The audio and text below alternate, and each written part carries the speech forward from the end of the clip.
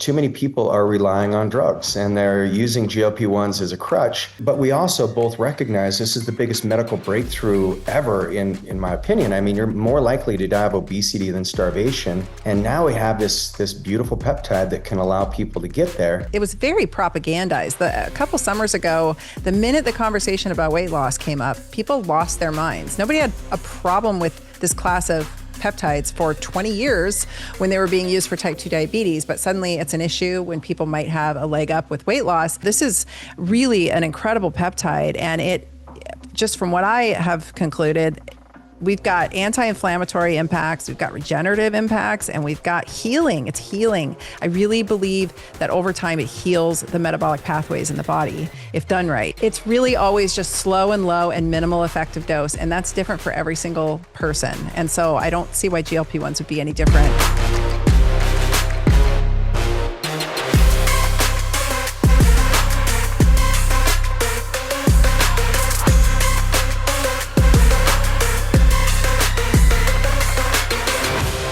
Welcome to the Ageless Future Podcast. And today I've got Dr. Tyna Moore on, and she's a leading expert in holistic regenerative medicine, metabolic resilience, with nearly 3 decades of experience in the regenerative medicine space. And Dr. Moore, she is the host of The Tyna Show. And many of you have probably seen her on Instagram, because if you haven't, like, her channel is really legit. Like, there's a lot of players in the peptide space. I would have the chance to meet Dr. Moore at Da Vinci 50, and everything that she said on GLP-1s and how to properly cycle and dose peptides, I said, you are a sister of mine. So I asked her to be on the show, and I was like, come on, let's bring in the heat, and we're going to bring in some reality that most people aren't facing when it comes to GLP-1s. So Dr. Moore, thanks so much for joining me. Yeah, thanks for having me. I'm super excited. This will be fun. So we'll just start with the controversy. Why are you such a controversial figure in the healthcare space? I don't mean to be. I don't know. I was talking to my mom about this the other day. I'm like, I just say the truth as I know it. And then a bunch of people get excited, and then a bunch of people get really mad. Don't you love that? And then they come at me, and I don't know what it is. And I try so hard to sugarcoat it and say, I think I'm a little neurodivergent. That's my superpower. And in my head, I'm really laying it out there as nicely and gently as I can. And yet it riles some feathers. So it's all right. I think I'm just blunt, and women in medicine are supposed to coddle, not be straightforward. And I think that just that alone ruffles some feathers, but that's okay. I'm going to keep being me. We appreciate that. I like Oscar Wilde's quote, be yourself, everyone else is taken. Yeah. So, I don't know how to do it any other way, because I think I am being really kind of vanilla in my approach, and I apparently am not. Well, and that's one reason I wanted to talk to you, because you're somebody who takes a no-nonsense approach to strength building, for hormones, for longevity, and you and I feel the same. It's like too many people are relying on drugs and they're using GLP-1s as a crutch. And we also both recognize this is the biggest medical breakthrough ever, in my opinion. I mean, you're more likely to die of obesity than starvation. And now we have this beautiful peptide that can allow people to get there, but it doesn't come without some hard work. And that's really what we're going to be chatting about today. And yes. And so maybe you could talk about your history just a little bit, because you've created these phenomenal roadmaps for people using GLP-1s. You dose them differently. And the thing that causes the most controversy, I mean, you're just on an interview with the Washington Post, and you're not sure if they'll even publish the article. But why is major media and major medicine or conventional medicine so threatened by you changing the dose on GLP-1s?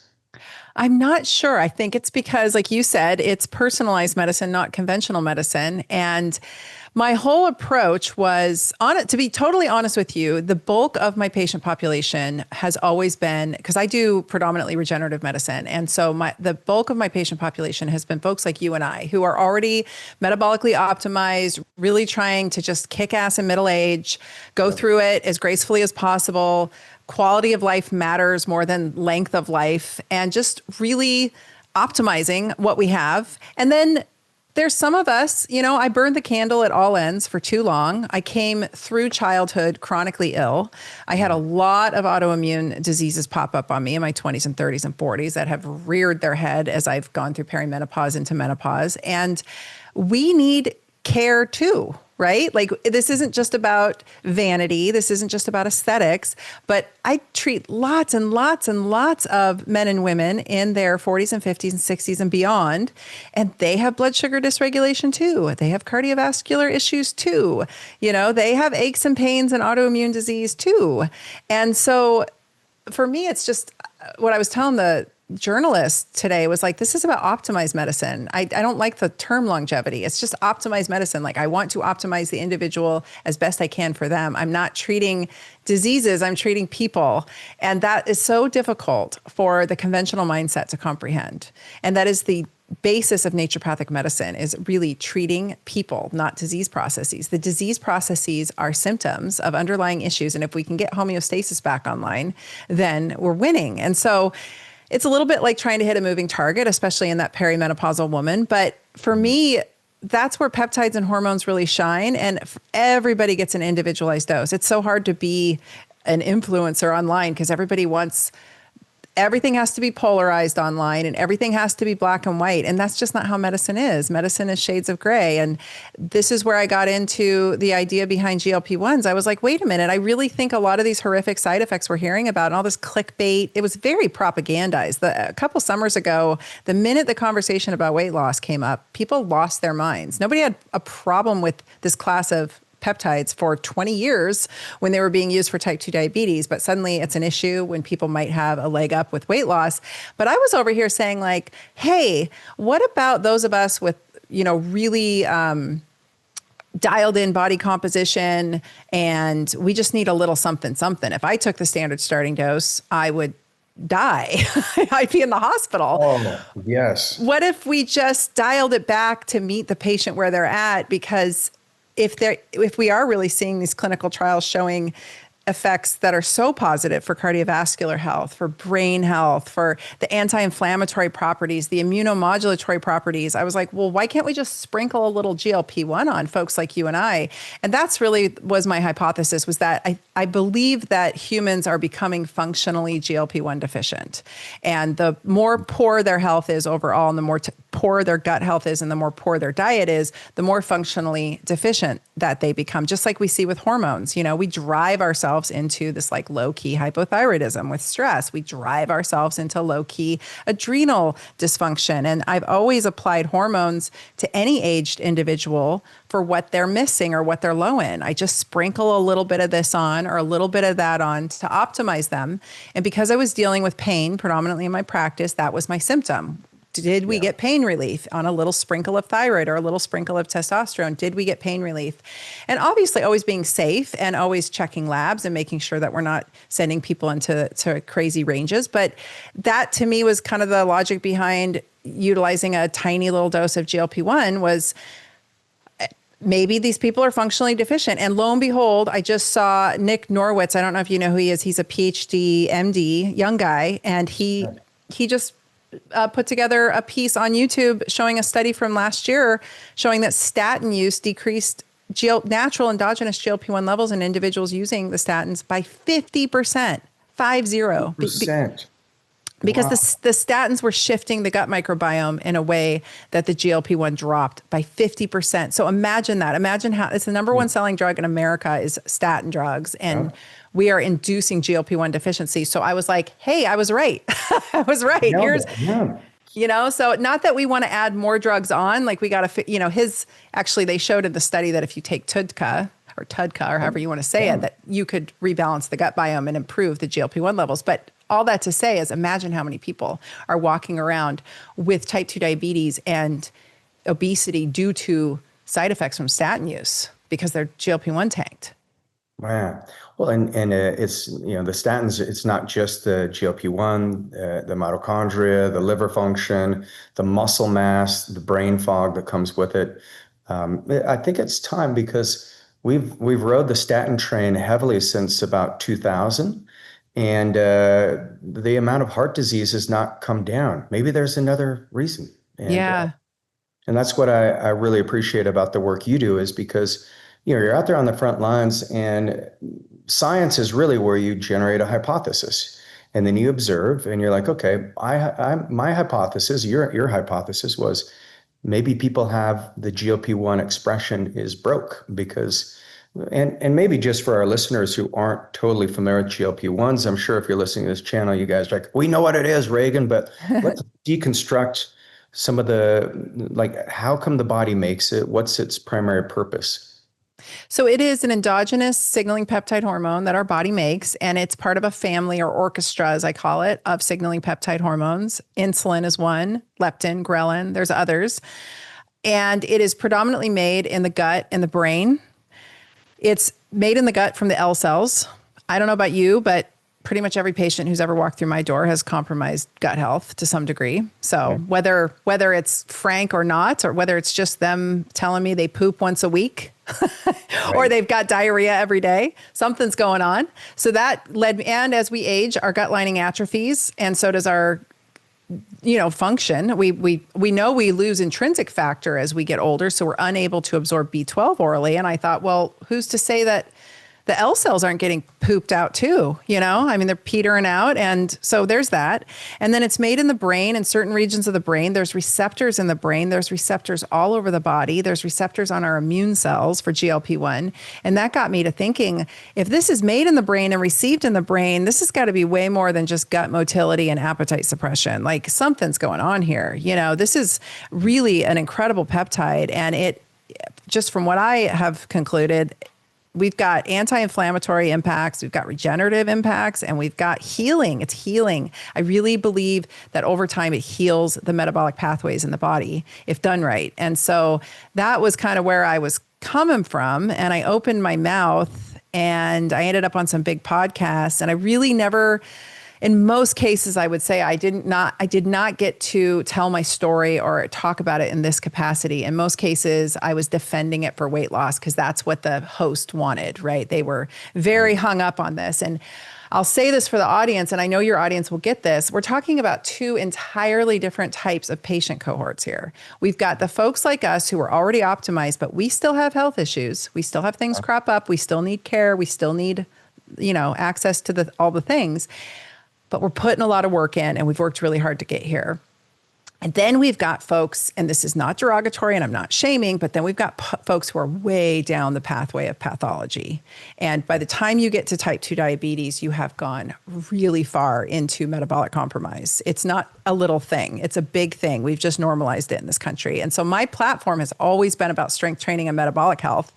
So peptides were just, and then regenerative medicine. So like peptides were part of that, but GLP-1s just made sense here because I thought, well, if these folks are getting these benefits at these crazy high doses, I wonder what just sprinkling a little bit on, your average optimized individual would be like. And I did not get to you, but I called everyone I knew and said, hey, are you using these peptides at lower than the standard starting dose? And most everybody said no.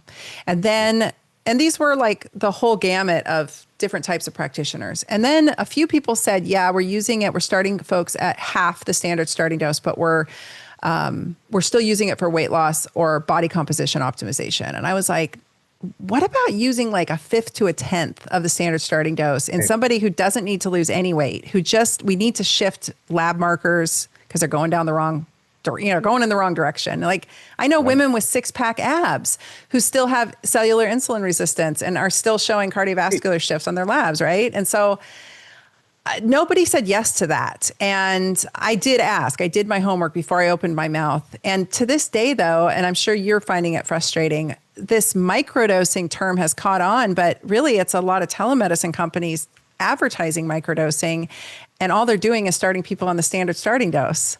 They're just low dosing. And I'm like, okay, that's fine. Because if people need that, you need whatever you need. That's the other thing. There's no, who cares what the number is? Like the person in front of you needs the individualized, personalized dose that person needs to move the needle and whatever needle you're trying to move.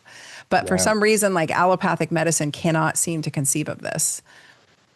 So And maybe that's our addiction to the double-blind clinical trials, because you can always lean back into that. Well, here's what the science showed, and this is what was run in the trials, and therefore we need to duplicate it. And that's my medical team.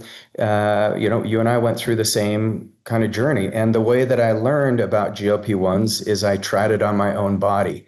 And, yeah. and I was devastated. When I did semaglutide at the starting dose, Oh, the worst week of my life. I would death. get this shit out of my body, and there's no way of speeding it up. And I said, there's no way I'm ever going to inflict that on any patient of mine. Yeah. And so then I was like, okay, well, let me find the dose that actually works for me. And so yes, I'm an N of 1, but I'm a very sensitive flower. And so that's how I got into peptides. I said, I can sense the pathways. I can feel the difference. Yep. So we found the starting dose that was 90% lower than where that first dose was that I took. And that's where we started people. And I went through a lot of resistance. I had people showing me the data. This is how everyone else is prescribing it. Same thing. I said, well, that's not how we're prescribing it. This is, excuse me, this is not the cure. This is just part of an overall treatment plan. We're using growth hormone peptides. We're using BPC 157. And we just looked at it holistically, and the results have been shocking. Yes, shocking. Exactly. And it's just slow and low. I don't understand how that's not considered good medicine. Just to go slow and low and be conservative. I used to microdose Prozac in patients. I've been microdosing any drug. I microdosed prednisone all through COVID to get people over the hump. Amazing. Like 1 to 3 milligrams of prednisone would take people out of the red zone when they were just going down with COVID. I did not need to hit them with 60 milligrams to, send them into immune suppression. Like, I don't understand why this isn't logic. Like, to me, it's logical. Like, just give them the minimal effective dose. I think bodybuilders really understand this the best, right? They've been playing with their bodies I learned a lot from a lot of my bodybuilder patients, and it's really always just slow and low and minimal effective dose. And that's different for every single person. And so I don't see why GLP-1s would be any different. Besides that, I do think when you are like SSRIs, for instance, when you use them at very low doses, you get an actual anti-inflammatory and regenerative effect on the brain. When you use them at high doses, you screw up all kinds of serotonin signaling. So It's like, I do think there's something to using, low dose naltrexone is another example. We have lots of examples where, we can use a little bit of something and move the needle, especially if if it's the right fit for the right person. And you don't know until you try, but when you do see it, man, I was just talking to this journalist, and he's like, well, how many patients have you prescribed to? And what like so many. And I was just like, dude, you're not getting it. Right.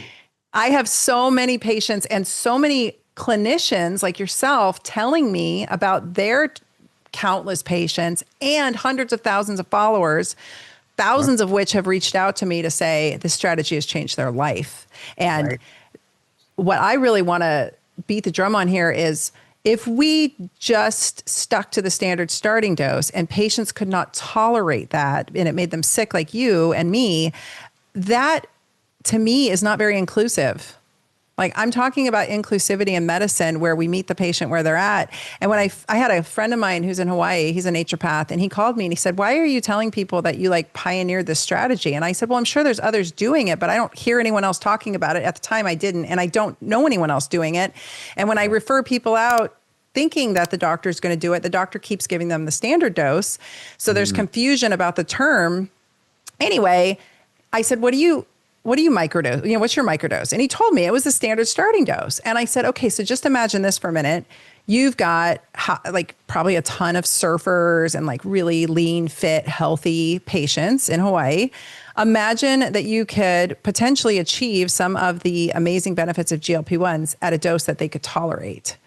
And he said, what are you suggesting? And I said 1/5 to 1/10 of the standard starting dose. Just imagine that. And he wrote me back. He's like, oh my God, this is genius. This opens up the potential for so many more people. And I said, exactly. Because if you'd given the standard dose to your surfer dudes, they would have been sick on the floor and calling you names. But imagine that you give them a dose that doesn't make them sick and you start seeing all the benefits. And that he was like, genius. I was like, yes, that's what we're talking about here. Well, and that's real science, in my opinion. And this is where I tell all my patients, I'm like, look, I've done these peptides, any treatment protocol I put you on, I've done it myself. So if it's a protocol where Reagan died, make sure you don't repeat that scientific experiment. But most doctors, they don't even try it out. I mean, I tell your psychiatrist to try the protocol that they're recommending for you first. See how Yeah. you feel. And I think it's brilliant. So do you use tesofensin? I do. Tesofensin is actually got some MAO action. So I look at it as an antidepressant more than anything. Totally.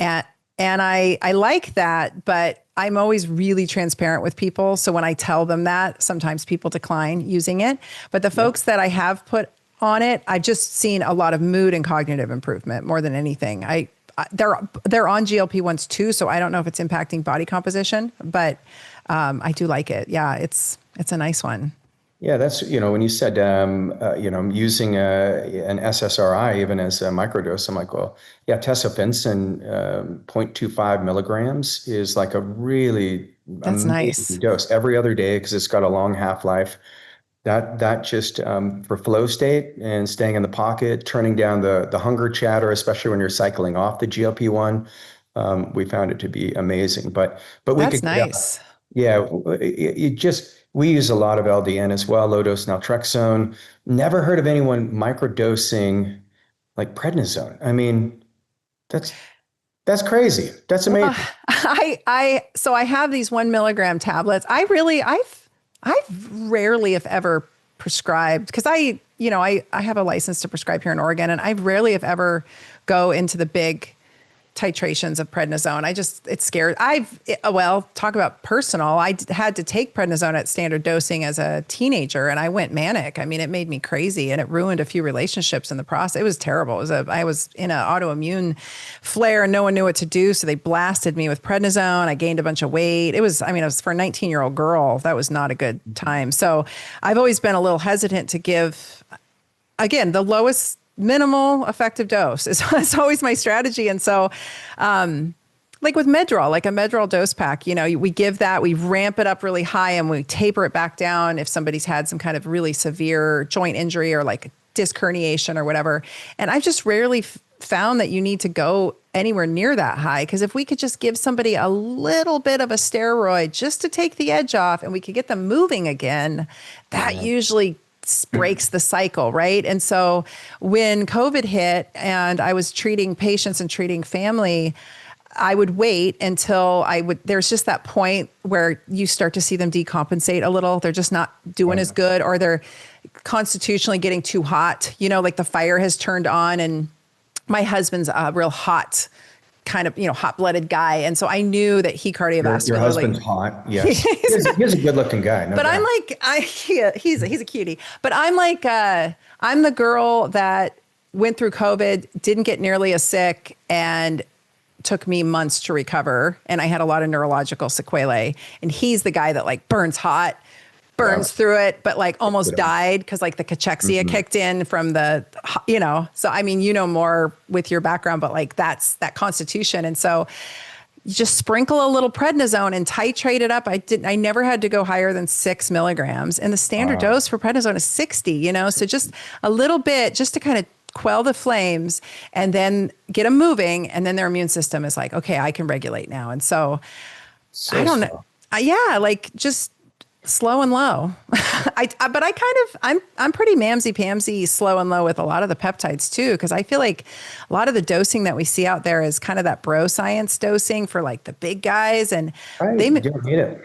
Yeah, they make me just swell up if I dose like that, and I feel terrible. So I like your approach too. I think that it's just smart medicine, and you just got to meet the person where they're at, whoever's sitting in front of you. Yeah, well, every system, biological, business system, communication system, it has a feedback loop, right? And so it's like we want to apply the smallest amount of inputs that yield the highest amount of leverage as far as an output goes. And we don't want to stop the body's own natural communication. And so that's the beautiful thing about the work you do. And so when did you start like pulling away from conventional medicine? I mean, if you're on prednisone as a teenager and you saw the conventional doctors, what opened your eyes up to a whole new way of looking at healthcare? So I was a really sick little kid. And the second I came out the chute, I was on antibiotics, chronic ear infections, I have no microbiome. I joke. I was a really sick kid. So it is amazing that I am standing at this age and doing what I'm doing, because I was so chronically ill. I was constantly medicated. I was constantly getting, many of the medications I was given as a child ended up getting pulled off the market. So it was a rough time. And when I was I think I was 19. It was the same year I went to work up at Oregon Health Sciences University in their Alzheimer's and dementia clinic. And it was 1991. No, 93. Sorry, it was 1993.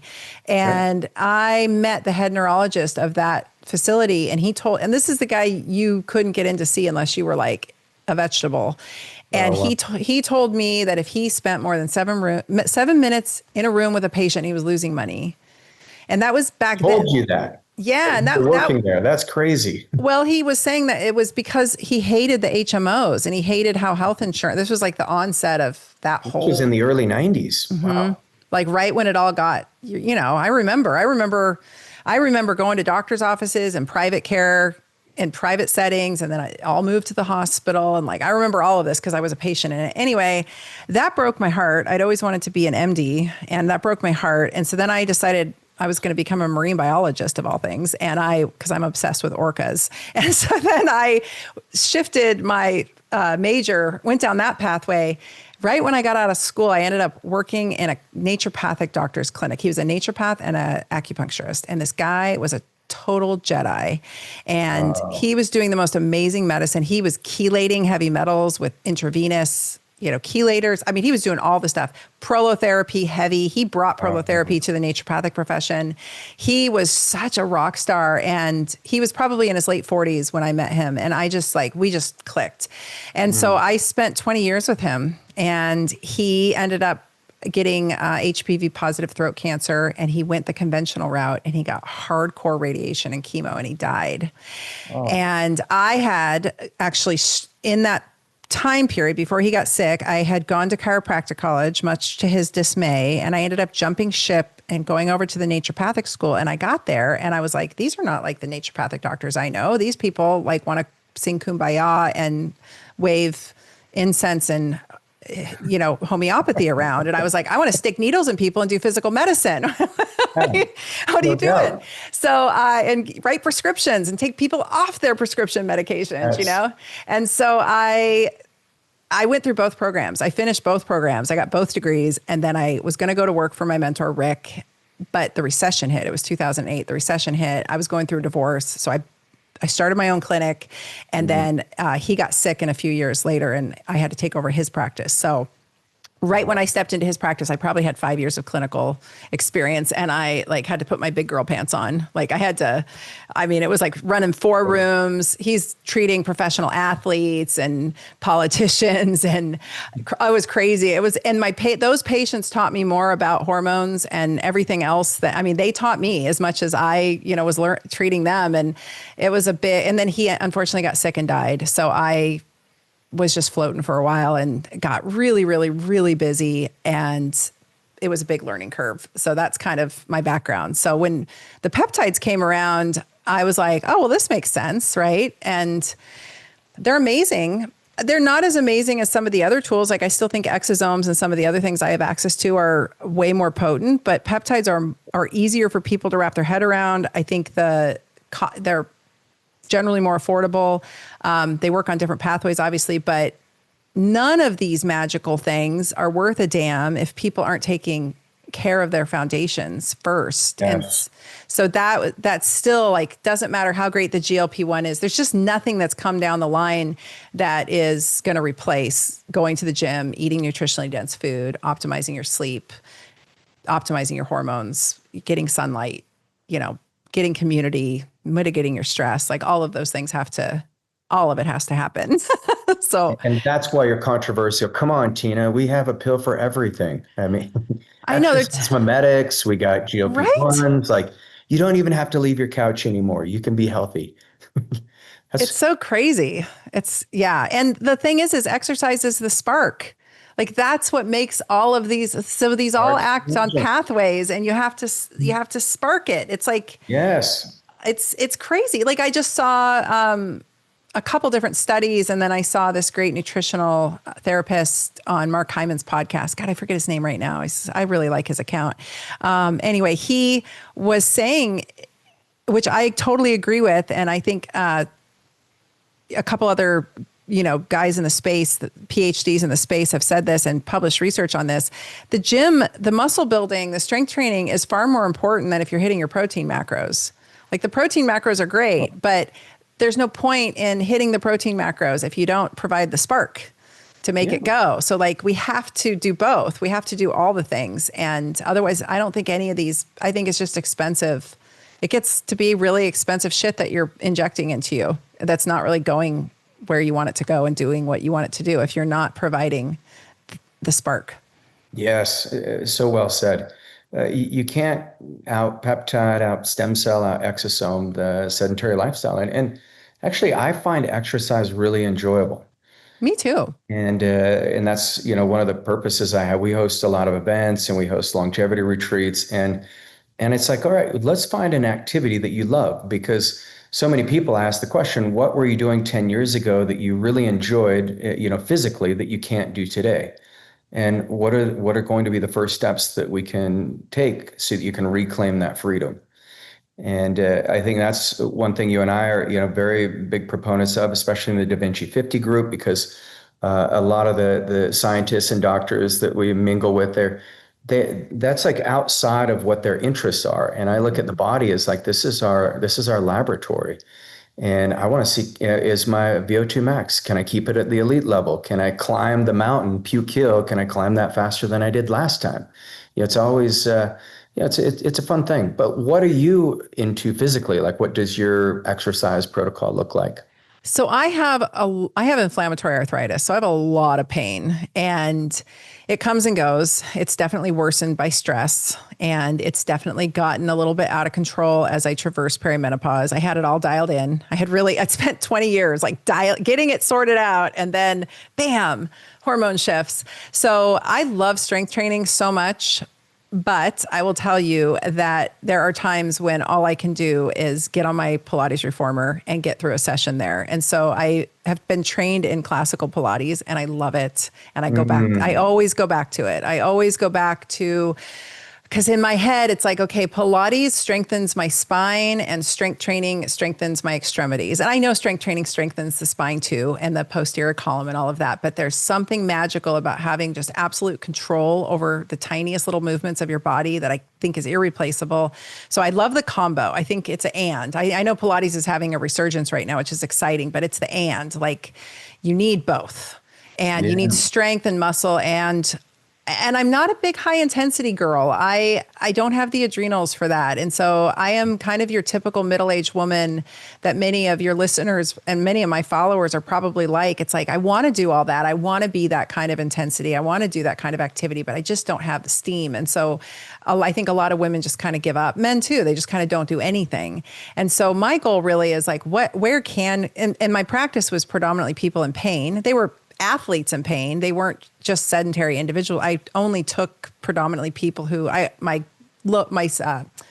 whole like jam was I keep active people active. So, you're active, you've got a little bunged up joint, we got to fix it. But I have treated all kinds of different types of patients over the years. And I will tell you that we all do so much better with movement and exercise. It's night and day. I have a client I'm working with right now, like a high-end client, and I just kind of help facilitate all of his doctoring that he's getting and keep it organized for him. And 2 months ago, we had a meeting, and he was in such bad shape that he was almost afraid to go for a walk. I mean, it was really concerning, and he had right reasons to be concerned. He had some health issues, but I saw him, not to share his personal information, I saw him on a call 2 months later, and he had put a full gym in his house. And it turns out he has this incredible fitness background. He used to be like state level, strength and conditioning, and like aerobics, like back in the 80s. Like this guy has this I go, oh, so you're a warrior. And we looked at his genetic profile. I'm like, you're a warrior. Like you're literally a warrior and you have to exercise. And I was so bummed that here I was working with this incredible human who was afraid to move. And so I see him 2 months later on a call and he's been exercising and he's been out in the sun. And oh my gosh, it was like a different human sitting in front of me. Just a different person. He just looked, I was like shocked. I was like, oh my God, you look amazing. And it wasn't that he'd lost weight. It wasn't any of that. Nothing had shifted tremendously except he had ignited the spark. That's all and it was phenomenal. And I was like, and there's guys in Da Vinci 50 that I know you work with, and I see them from one conference to the next, and I'm like, you look amazing. And they're like, thanks. I'm doing, Regan's protocol. And I'm like, well, you're also walking your ass off going up and down these hills out in the sun. Yep. So, like. That's the protocol though. That is the protocol, Tina. Now I know your secrets. Yeah, it's just we put a shock collar and a surveillance camera on our clients, and if they're not moving enough, we just give them a little nudge.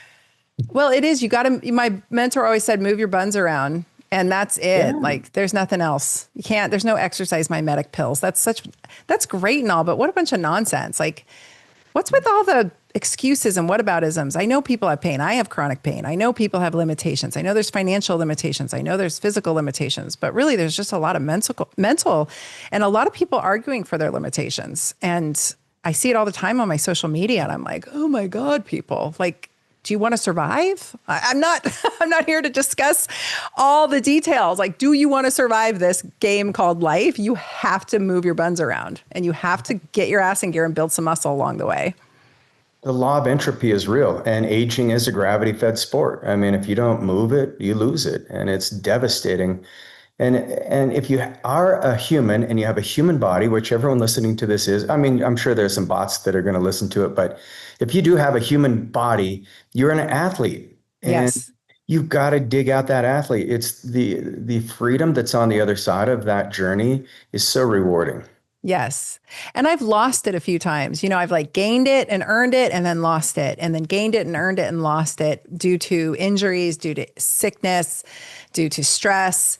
And I've been on both sides. And man, when you have it, it's like a superpower. It's like a sixth sense. It's something special that you can't describe. And I really respect people immensely who continue to hone that because it's not free and there's no pill or shot. It's just moving your ass. Putting in the work, like we got to put in the work. Yeah. We call it the 30-30. Exercise in the morning, 30 minutes, ideally in the sun, exercise again at night. Because if you're sitting all day, like it's hard to circumvent the damage that we're doing to our bodies from sitting all day. Yeah. Even standing all day, and neither is great. It's the sitting to standing. We got to, and then I'd say throw in some dance sessions, like put on a song and dance your ass off for 5 minutes to something that you love, preferably something from when you were like 17 or 18 so that you can remember, your cells remember what it feels like to be young. And just, and there's a reason why music, it has so many impacts on our brain and body. And there's a reason why we see folks in Alzheimer's homes with no memory of anything. And then all of a sudden a song from their past comes on and they remember every word, right? So harness everything you can because there's science to all of it. But I mean, just the energy of that, I think is really, really important that we remember youth, we remember vitality, and then we stoke it. Like just stoking vitality is the name of the game. And so for those who are starting at zero, it's little incremental stokes. And for those of like you, I mean, you're a warrior, you're out there, you can like hit it hard. But a month ago, I was in such a bad pain cycle. I did not move for a month. I cried my mid back was so messed up that I couldn't even breathe. And I thought, I don't know what I'm going to do. Like every tool I have, even the peptides, nothing was breaking the cycle. And so I just promised myself, I'm going to go lay on my reformer for 20, 30 minutes every day, even if I just lay there and cry. I'm going to go cry. I'm already crying on the couch. I'm going to go cry on the reformer. Yeah. And I don't cry. Like I'm not a crier. And so that was, I don't know, a month ago. And I haven't really missed a day except for here and there. And like, just my strength and my lack of pain, everything just skyrocketed. Like I'm significantly out of pain. I feel so much better. All the moves are coming back. Like I'm able to do some pretty advanced moves, whereas I couldn't even, gosh, it was pathetic the first day, So Wow. just honor that there's going to be setbacks and we just got to keep on trucking. Got to keep, all the old people I know this, all my elder, all the elders in my life are like, if they stop moving for even 2 or 3 days, they would end up in my office, like do something. Cause I know if I stop moving, I'm going to die. Like they know. Right. So, and I think we just take that for granted in our younger and middle-aged years, but no, like if you stop moving, you're going to die. I believe that wholeheartedly. No doubt. The book Younger Next Year, it came out like 20 years ago, but yeah, the older we get, the more exercise we need. I mean, yes. It's wild. And so you do have to, you got to frame it. And my wife, we have 2 reformers at the house as well. I call it Pilates purgatory because fellas, it is no joke. When you get on that thing, you're like, oh, the chicks are doing this. I got it. And you can't cheat. There's no momentum. You got to move slowly. You got to do the moves right. And I cannot tell you how much that's changed my life too. Oh, I'm so happy to hear it. Isn't it crazy? It's like, it's a whole different set. And you can't just do that. Like you got to do more than that. But I think it's a really strong foundation to start with. Oh, once a week has just changed everything. I mean, that's my longevity secret. Right now, I'm trying to break my sprint record from high school. I could run a 4.5 40-yard dash. And I'm like, okay, I'm pushing 50 here, but I think I'm going to go up against my former self and see if I can't accomplish that. And Pilates, I couldn't do that without Pilates, all the sprint training I've been doing. Oh no, you would tear the crap out of yourself. I'd have no chance. I had a double Achilles. I ruptured my Achilles. It was hanging on by a thread. It was terrible. A couple summers ago from sprinting, I decided similarly, I was like, I'm going to get back into sprinting. Only estrogen was leaving the body. And so all of my tendons and ligaments got really, really tight and taut and unelastic. And I didn't know it. And I was under so much stress at the time. And I tore one and almost completely, but the data is not solid on surgery being better than just letting it heal naturally. I mean, the outcomes are pretty much the same. And I was like, I know what the data says. I'm going to just let this thing heal. I'm going to rehab it. I'm a chiropractor. I know how to rehab stuff. I've got all my regenerative tools. I can inject it. It was the most painful injury I've ever had. And as I was hobbling around on the one leg, the other one tore. It not nearly as badly, but it was a pretty bad avulsion. And I was like, oh my God, this was hell. This was like the summer of hell. And all I could do was like hobble around the farm. It's all uneven ground. And I was like, I'm going to get this back. I'm going to get it back. And I'm pretty good, but I will say I get on my reformer every day for 20, 30 minutes. And it's the least pain I've had since those ruptures in 2022. Like just the elasticity and the tension you learn to build through your tissues, I think translates to everything else that you do. So I love that you're doing Pilates. I'm trying to get my husband to do it. He is like, I'm a natural athlete. I was like, okay, come on.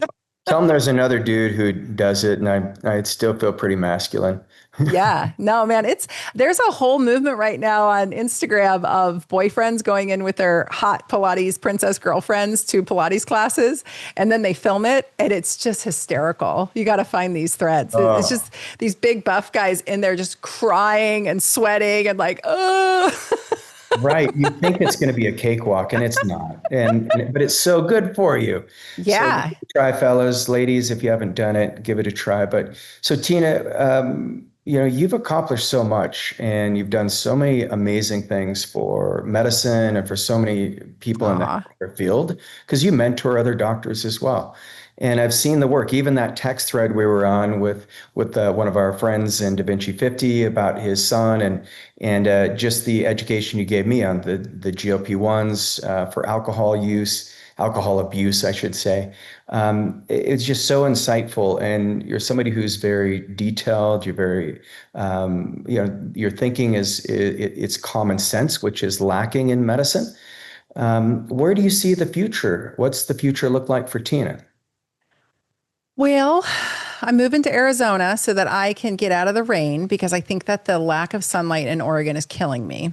Truly, I think it's taking decades off my life. So I'm going to move where I can be active every day outside. I think that is going to be the secret to a good, healthy, happy life. And then I'm just going to continue to teach because I think it's a little of my neurodivergence. You know, when I get latched onto something, I really go with it. And I love researching. It calms my nerves. Oddly, you're probably similar. Like it's like what I do to relax.